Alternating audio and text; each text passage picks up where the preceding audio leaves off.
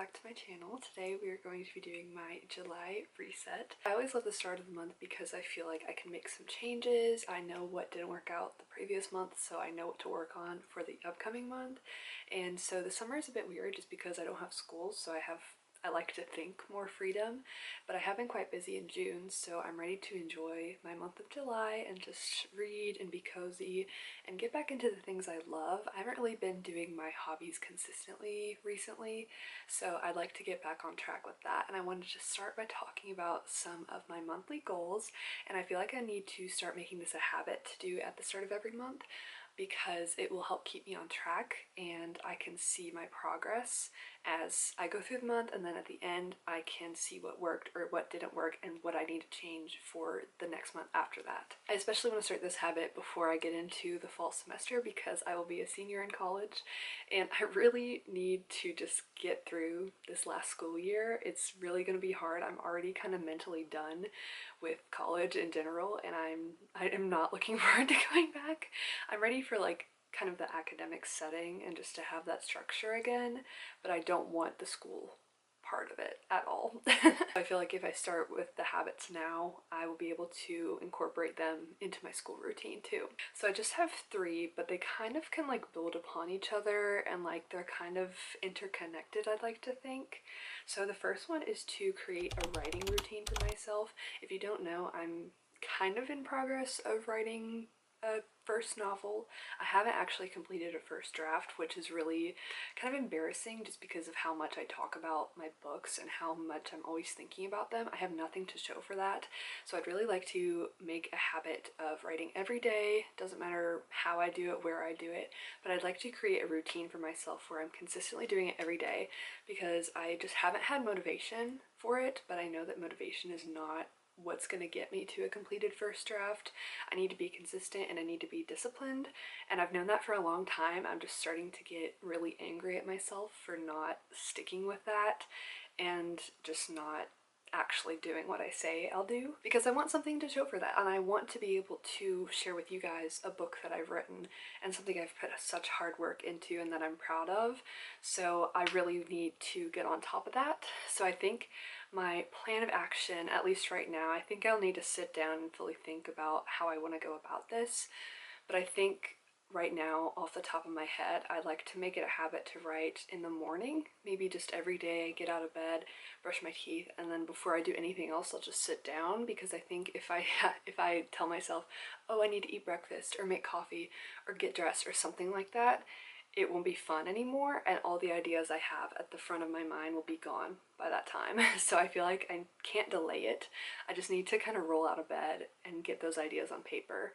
So even if it's like 10 words, even if it's like 500 or something crazy like that, I just want to write every day because that's how I create the habit and that's how I become consistent with it. I'd also like to go other places outside of my house to do that because I feel like I will be more in the zone. I feel like when I'm at home, when I'm in my room especially, I can't focus because I get distracted by my books or like my phone, that's the big one, or just something at home in my comfort zone. So I feel like going to a fun coffee shop and kind of romanticizing it a bit will really make me enjoy it and make me fall back in love with my stories, because I've had these ideas in my head for years at this point, and they've been building and they've been growing, but I haven't fully fleshed them out, and I feel like I'm doing my characters and my story an injustice by just keeping them up here because I don't fully get to work out the kinks and like actually put it on paper. That leads me into my next goal, which is kind of broad, but that's to romanticize my life a bit more.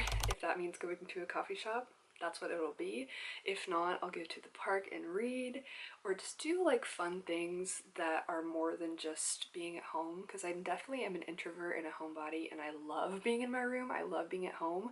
If I can help it, I'm going to be here because it's my safe space and I just love being in here. Like, I've taken so much time to make this room somewhere I feel safe and I feel like I can really be myself, and I love that.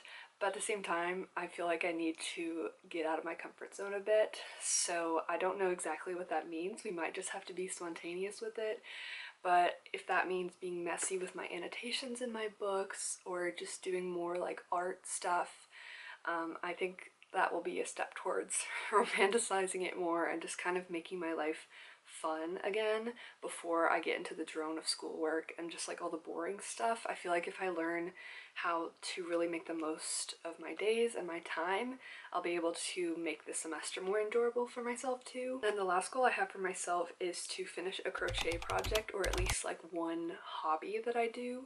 So I haven't crocheted in a very long time, probably since the fall semester last year, just because I have been so busy in the spring semester and then going into summer. But I love crocheting so much, and I promised my cousin a sweater, I think last November for her birthday. Maybe it was 2 Novembers ago. I can't remember, but I feel horrible because I still haven't completed it. But that's, again, consistency. I need to do better at that.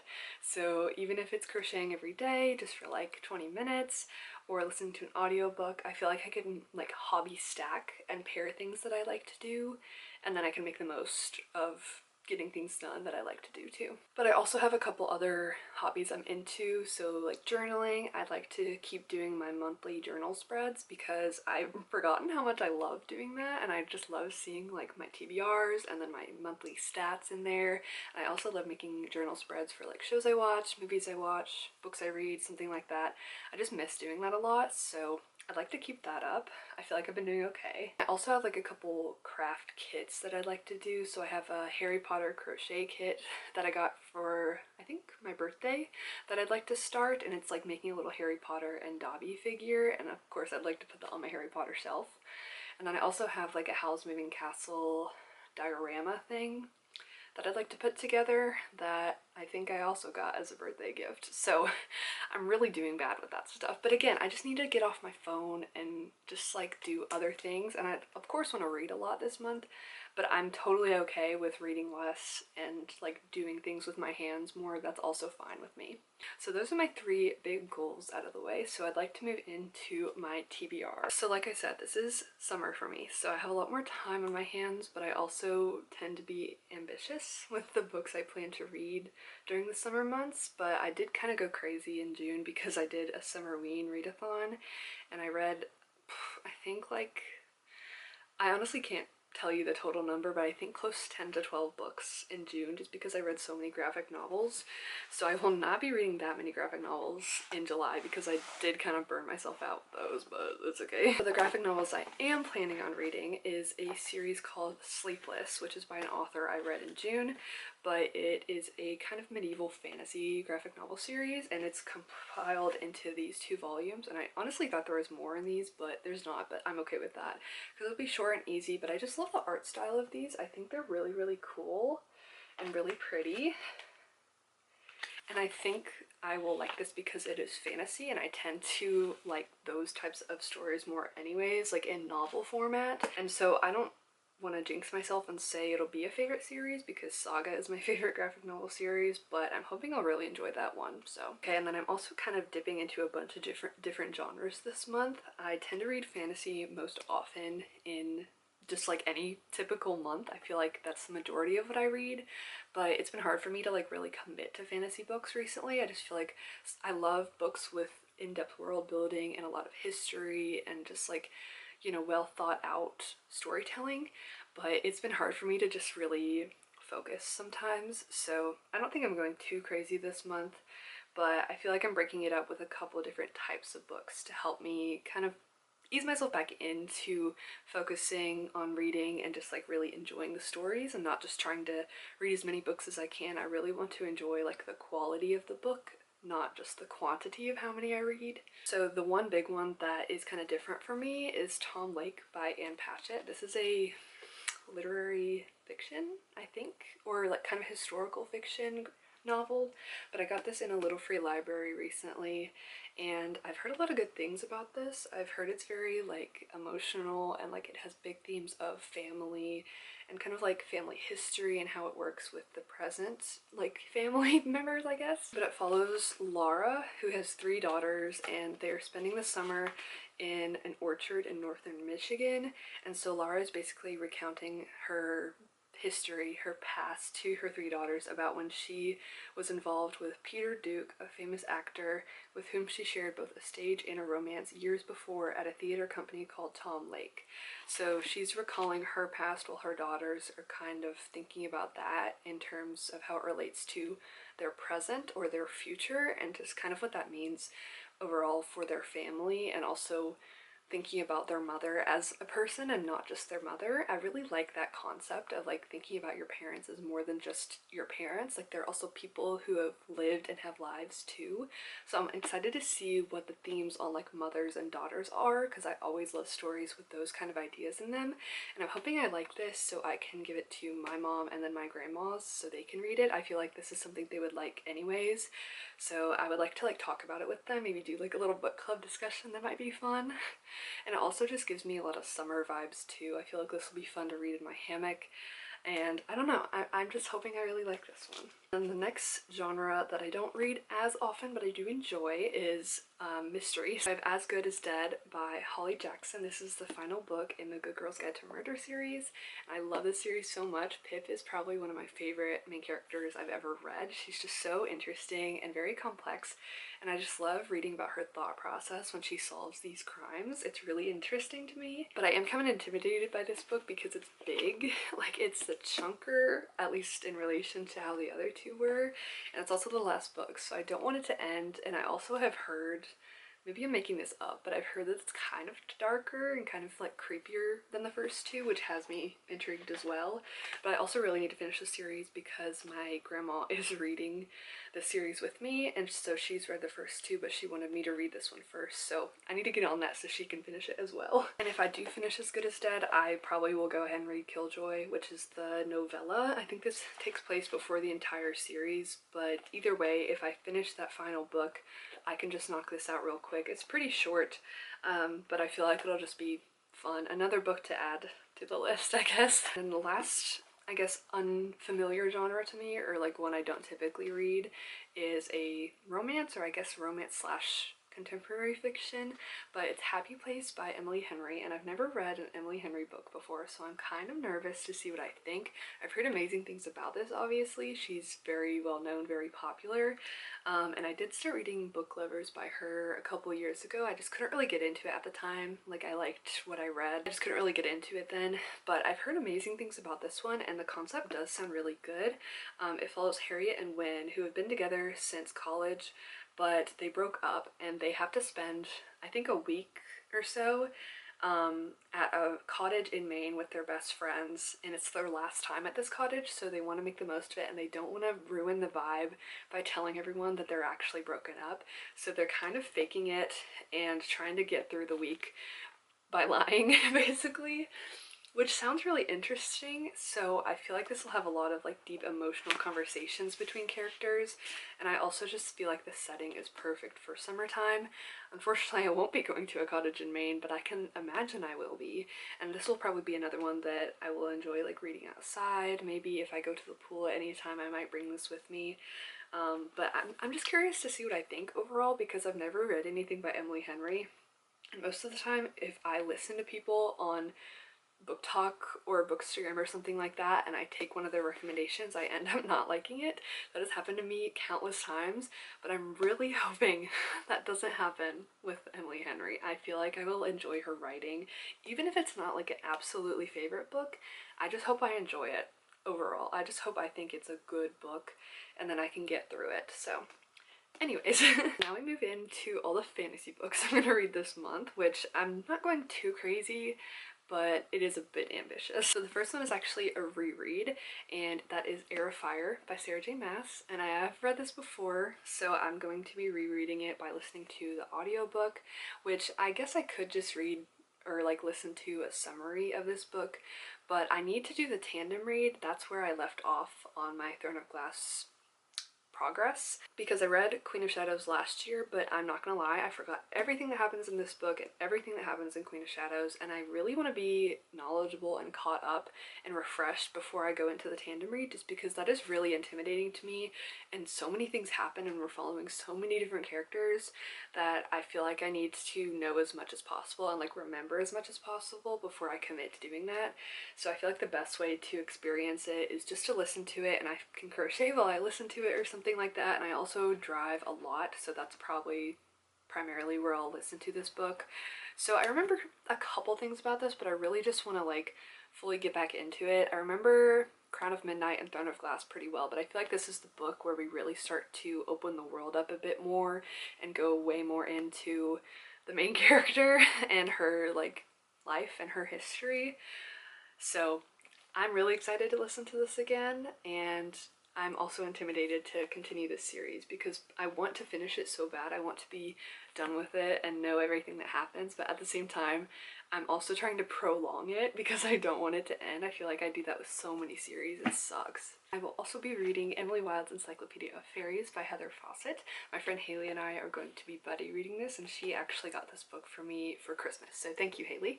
But she suggested we buddy read this, and I'm actually really excited for it because I feel like I will love this book. I've seen so many people say amazing things and that it's their favorite series, so I'm really excited to see what I think, and I feel like I will love this because it's a mixture of kind of like the academic side of I guess fairy or like fantasy stories, and it seems just like a bit more cozy, so not exactly high stakes, but that's okay with me. And I feel like I will also really love the main character because it says she's not good at people, and I'm like, me. That's literally me. So I feel like I will find a new favorite character in this. I'm really hoping I do, and also I just love the cover. It looks kind of like a textbook and it's super cute. So I'm excited for our buddy read with this. And then the last two books on this TBR are actually new releases that I'm hoping to get to. One I'm actually currently reading right now. The first one is Realm of Thieves by Karina Halley, and this follows a dragon egg thief, and they basically have to steal dragon eggs in this world because the yolk of the dragon eggs gives people magical powers. So our main character Brynla has this dog named Lemmy who helps her find the dragon eggs, and it's really interesting so far. The world building is not my favorite. It's like kind of like halfway built. Like I feel like it's not super high fantasy, but it's also not like bare bones fantasy. So I feel like it's a decent amount of world building.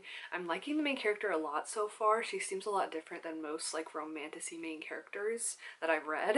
And there is a romance brewing that I'm enjoying. I'm not super into the male main character, but he's kind of growing on me. So I'm actually decently enjoying that one, and I hope to finish it this month. I need to get on it before my library hold runs out. But there are so many other books by this author that I'm intrigued about. She writes so many different genres, so I'm hoping by the end of this book I end up liking it so I can read some of her other work. And then the other new release that came out 2025 is called Behooved by M. Stevenson. This, all I know is that there's a horse and the cover is pretty. That's literally all I know, but I've had my eye on this book for such a long time, so I will hopefully get this one from my library. I'm honestly not sure if I'll do audiobook or like ebook for this. It depends on how I go with Air of Fire, if that takes me all month or if that takes me a week or two. I'm not really too sure. We'll just have to see. But I'm really excited for this one too because I've been curious to read it for a very long time. So we might get to this one, we might not, I'm not sure. Anyways, that is it for my July TBR. Now let me take you through my reading journal spread. Hello everyone, welcome to the journal portion of this video. So I've actually already done my reading journal setup for July. I didn't end up filming it on the time that I did it, but I still wanted to show you, and we do have to glue in my final book cover for my TBR spread, so I thought we could do that together while I chat about it. And I'm sorry you're not seeing me talk right now, I just thought it'd be nice to switch up the format for you. So I'm almost done with this reading journal. I just have like a little bit left, and I'm trying to fill it up with mainly monthly spreads and spreads for books that I love. So hopefully we can finish this journal soon and I can order a new one. And I'm excited to set a new one up, but I'm trying not to get ahead of myself. But this is my July reading journal spread. So I have my TBR on this side, and then this will be my wrap-up page. So for my June spread, I actually spread this out over a couple pages. So I did the little Dutch door scenario. So my TBR was here, and then my wrap up was on this separate page, and I still have to fill this one out. And I really like how this looks. I think the 2 pages works nice, especially when I read a lot like I did in June. But for July, I feel like I just kind of wanted to do a smaller type of setup, and then I guess I could do a spread or 2 for if I really love a book, or if I need to talk about more books that I read throughout the month. So let's go ahead and glue in my final title, which is Emily Wilde's Encyclopedia of Fairies. I just hadn't printed out this cover because I thought I would be reading something else. So here we go. Perfect. But yeah, I like to put the books I plan to read in my reading journal spread, as well as like things that I hope to do. So crochet, journaling, house sitting, and hopefully like a 24-hour readathon if my time allows. And then at the end of the month, I'm trying out this new format where I just kind of like list it like this. With my June spread, I just kind of wrote it down, and then I can fold this out to see the rest of the books that I read. And I like this, but it's definitely not my favorite. I kind of just added that on because I ended up reading so many books. But I feel like this will be fun and a bit more organized, maybe like with the chart kind of set up. And then I'll do my stats at the end of the month. I used to do like a favorite book of the month, and I do have a spread for that, but I feel like I don't need to do it after each month because I do it on my like overview spread. So this is my like overview of my monthly favorites, so I feel like I'll just put my favorite of July here instead of making a separate spread for it in my July setup spread. I just feel like I like this overview setup instead of clunking around during the monthlies. And then I'll also get to cross off what I read during the month on this, and it's filling up kind of quickly. I'm very, very happy about this because I felt like I wouldn't be full looking at all. I feel like I added too many books, but I've been doing really good with my reading, so hopefully I can have all of these completed, or most of them. Yeah, that is my reading journal setup for July. I'm sorry I didn't get to like show you the process of making it. I just kind of just did it when I had the chance to, and I ended up not filming it. If you're wondering, this is the Paper Age journal. I get it from Amazon. It's just I think it's their A5 style, and I really like it. I've had this is my second one from them so far, and they haven't let me down. They're very, very nice, so I highly recommend it. Yeah, that is all I have for this July reset. Thank you so much for watching, and I will see you in my next video.